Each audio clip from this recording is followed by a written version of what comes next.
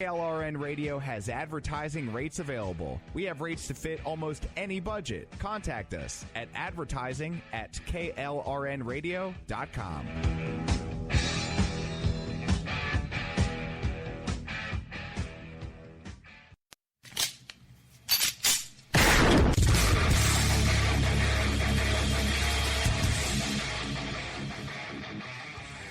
This is Slickery Trigger for Rebel Road Tactical. With proper care and feeding, your pistol will be ready when you need it. There to save your life. Shouldn't your gear be that good?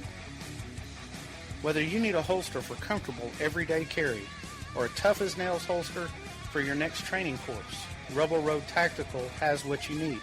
Check us out on the web at rebelroadtactical.com.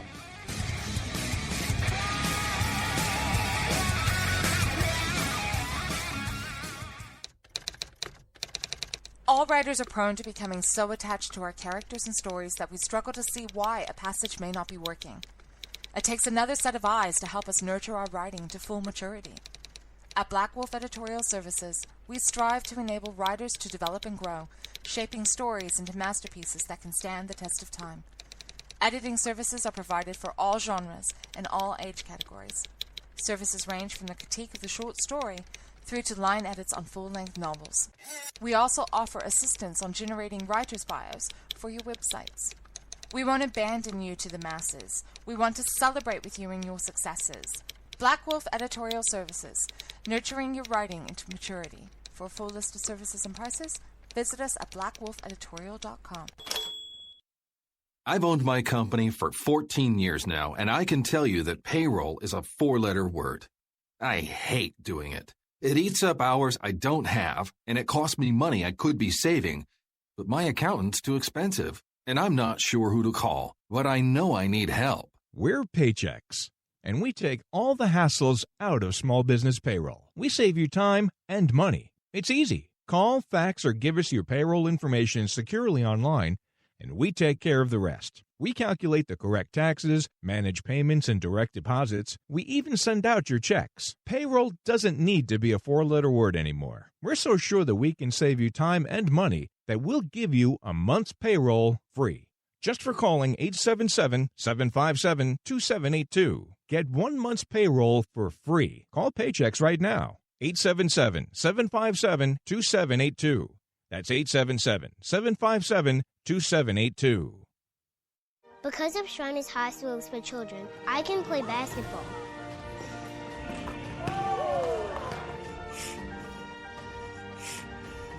I could climb stairs.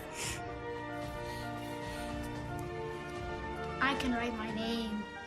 At Shriners Hospitals for Children, love is caring for a child, regardless of the family's ability to pay. If you know a child we can help, visit ShrinersHospitalsForChildren.org. You're listening to the Spark Radio Network, internet radio like you've never heard before. Innovation, creativity, and imagination. You are listening to KLRN Radio, where liberty and reason still reign.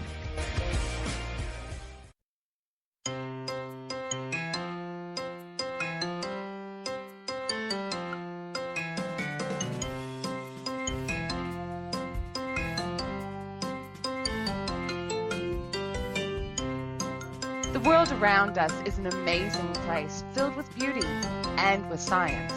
But let's face it, sometimes the science can be so confusing that it takes a PhD to understand it. Well, you're in luck. I just happen to have a PhD. Come and take a seat. Perhaps I can explain the world around us in a way we all can understand. Welcome to Conversations in Science. I'm Dr. Judy L. Mohr. Call me Doc. Happy New Year, guys, and welcome to our first Conversations in Science for 2017. I am Dr. Judy L. Mohr, and as my intro said, I do have a PhD. In our Christmas special, I got a little bit loopy, and let's face it, my producer, Jessie Sanders, accused me of drinking too much eggnog. No, I wasn't drinking eggnog. I was just getting all into the season. But I thought, why not just carry on with some of that little topic?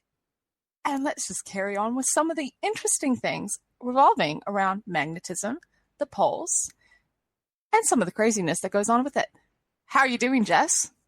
Not bad, Doc. Not bad. Yeah, I was wondering with that Christmas special if you were hitting the Christmas eggnog right before we went on the air. I wasn't too crazy. No, I didn't go too much. But we were talking about the magnets and how the North Pole was really a magnetic South Pole. And in reality, that is the situation. Let's just take this right back to the beginning and let's just start right from where we really should be starting. There is a naming convention involved. The sun rises in the east and sets in the west. And of course, east and west come from genetic terms meaning dawn and evening. Makes perfect sense to call them what we've got them. Of course, the word south comes from a word that means the domain of the sun. And considering most of the cultures that we stem from, the Western society, tends to be a Northern Hemisphere origin, calling something south makes perfect sense because, of course, the sun travels in the south, in the Northern Hemisphere. For me, it travels in the north, but I'm in the Southern Hemisphere. And, of course, the word north originates from a word that says behind the sun. It's a naming convention.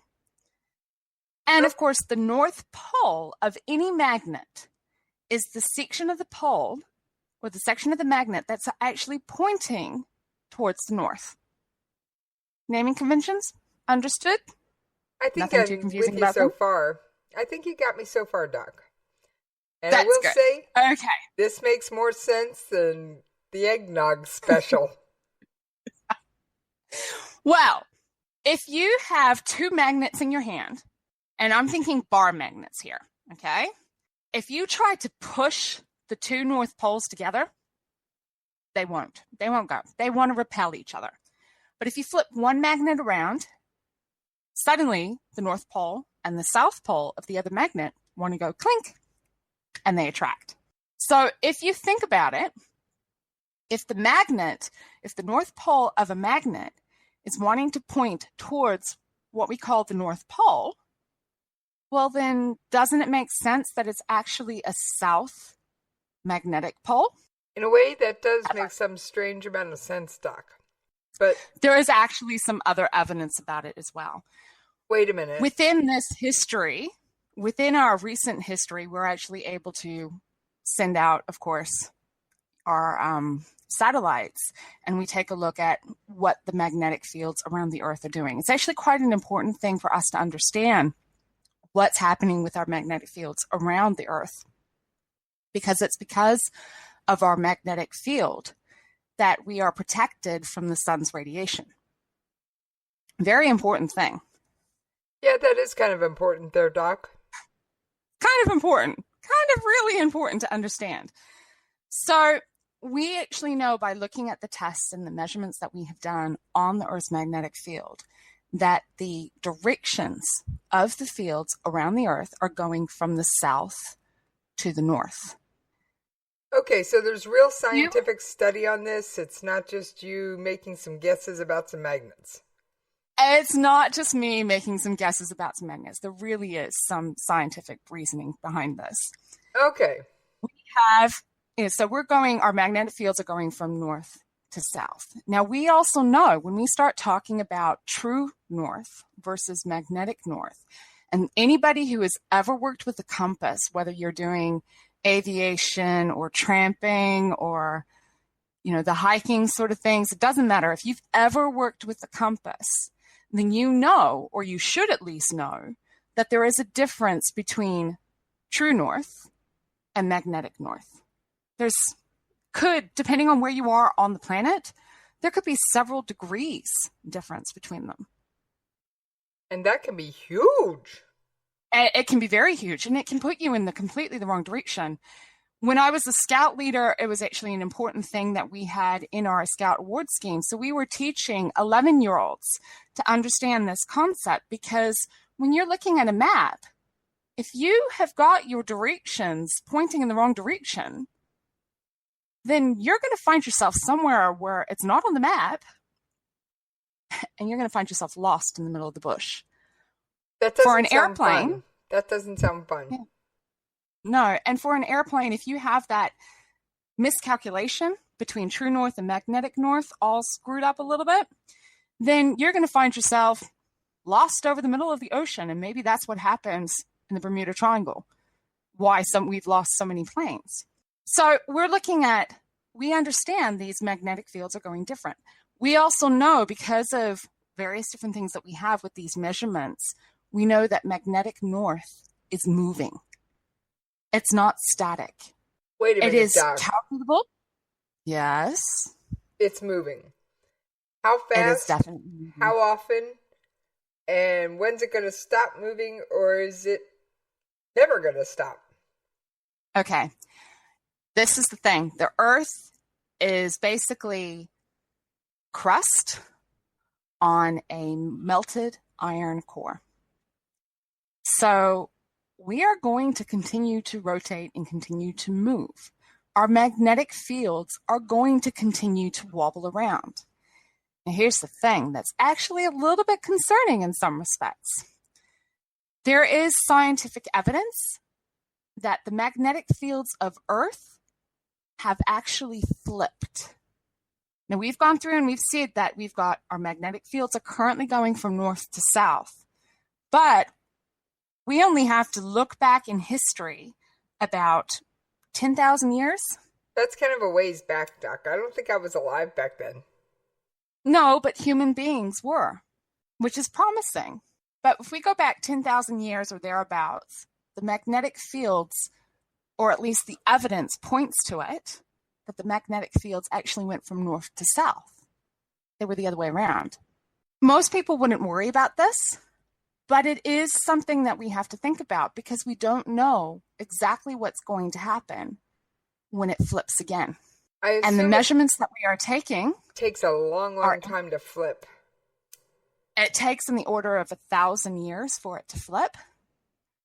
And according to the measurements that we're taking, we're in the middle of the flip now. Okay, it's a bit so freaky we're when you think about it. Through the Earth's magnetic flip-flop. It is actually, this whole idea behind the Earth magnetic fields flipping is actually some of the birth ideas behind the doomsday things that happened when we hit the 2000 mark and when we hit 2012. So when we start talking about the Mayan calendar coming to an end in 2012 and all these other bits and pieces, it's actually all linked to the same thing. Is the world going to come to an end? No. I'm sorry, but no. The world is not going to come to an end. When the flip finally happens, we'll survive. Okay, we might have a little bit more solar radiation coming into our planet sphere than what we normally do. But human beings have been around. Granted, it was Neanderthal man, but we were still there. We were still on the planet. So we know from human physiology and we know from various different animals that we as a race will survive. Will our electronics survive? That's an entirely different question. I have no idea whether that's going to be the case. Yeah, that could a whole society suddenly without their the gadget-dependent society suddenly without their gadgets. Ooh, duggies. It could be definitely fun. But when will this flip happen? When will it finally happen? I don't know. No one can actually specify exactly when it's going to happen. The measurements that we are taking are in the order, they estimate that it takes about 1,000 years for the flip to occur. We could very easily be at the start of that, just as easily as in the middle of it. Are we at the end of it? Probably not.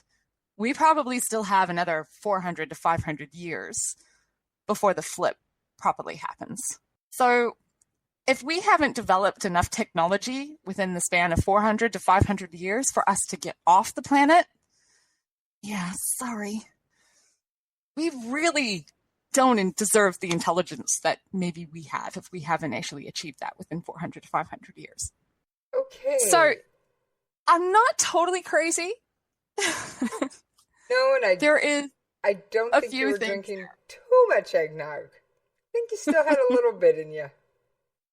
Either that or you had a large dose of Christmas spirit. Now let's come back to true north. Okay. Now how we define true north is actually based on the stars. And this is the fun thing. We know that the Earth spins on a rotated axis.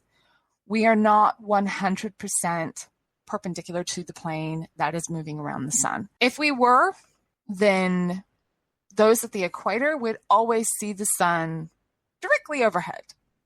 And they don't. They see it go through a slight angle shift. Have you ever gone through and seen those photographs that people have taken of star trails, the long exposure images? Yeah. You've got me looking at the NASA website now and again. You notice how in some images, the star trails create this circular pattern? Yeah, I've seen that, Doc. Okay. Those star trails are because those stars that you have taken the long exposure images of are orbiting what we call the celestial pole. Okay? That celestial pole is dab smack directly above the geographical pole.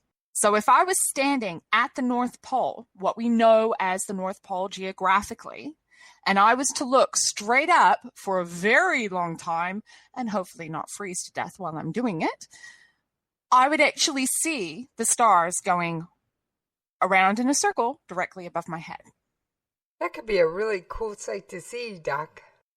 It would be a really awesome thing to see. But I'd rather send a drone with a camera so I can stay nice and warm. Yeah, I think I'll agree with you. Right, so if I just go through and just give you a little bit of a quick terminology definitions here. If I was to point directly above my head, that is what astronomers and scientists call the zenith. If I was to draw an imaginary line that goes from the geographical north to the geographical south, now notice I've gone through and said geographical, not magnetic, because the magnetic one keeps moving. If I was to move, that line to go from geographical north to geographical south, and I was to draw that line going through the zenith, so that's the point directly above my head, that's called the meridian. Okay. Now, those terms are actually important. Are we talking about the zenith from the pole to pole, or are you still standing at the very center of the North Pole? It doesn't matter where you're standing, okay? Any line that goes from north to south and goes through your zenith, and your zenith is literally if you stand and point directly up at the sky or up at the air, that zenith calculation, that's known as a meridian. Okay. Okay. So we're going from the meridian and we're talking about the zenith. And these things are important because, believe it or not, that's how we define stellar positions. We're talking about... So where a person is standing helps define positions of stars in the sky? Yes, it does. Now, have you ever heard of the term right ascension and declination? I've heard of right ascension, but not declination, Doc. Right ascension, I think, has something to do with your favorite topic, stars. We are indeed. And we're still talking about poles while we're doing this. Okay. So declination, you have a zero declination if your stars are on the equator. So if I was to point, so I'm standing, we're talking about our geographical locations. I'm at 0 degrees and I'm pointing directly up at the zenith. If a star is going to go right overhead at my zenith and I'm at the equator, then it's at 0 declination. Okay. Okay. Now I'm at 44 degrees south because I'm in Christchurch, New Zealand. So anything that is going to go directly over my head at zenith is at a declination of 44 degrees south. Okay. And so whatever zenith the U.S. is, we'll say Virginia or Washington, D.C., that would be close to my declination. Exactly. Okay. Now, right ascension, basically what right ascension does is it says when is it going to cross my meridian? And that's all based on UT, or Universal Time, which is associated with Greenwich Mean Time. Are Universal Time and Greenwich Mean Time the same, Doc? Yes, they are. There's a slight difference because of daylight savings, but they're pretty much the same thing. Okay. I had a discussion with somebody that was trying to tell me they were different, and I'm like, that doesn't sound right. Greenwich Mean Time does have some daylight savings into the calculation. Universal Time doesn't. Universal Time is 100% 24-hour clock, and it just keeps going. No. They were trying to tell me there were like many, many, many hours difference. Like more than 12? No, that doesn't sound right. That's what I said, Doc. That doesn't sound right. That's what I said. No, that doesn't sound right. Carrying right along.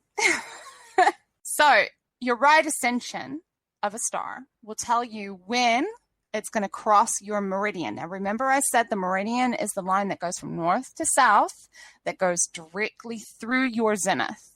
Okay? So, if your star that you're looking at has got a right ascension of, say, 3 hours and 40 seconds, well, then at a universal time of 3 hours and 40 seconds, that star will go directly overhead. That's right ascension. It's nice and easy to actually understand. We have to do some other calculations, and we have to shift things around, and there's some other funky times called sidereal time and all these wonderful other things. But to understand right ascension and declination, when you understand the celestial poles, that's not too hard to understand.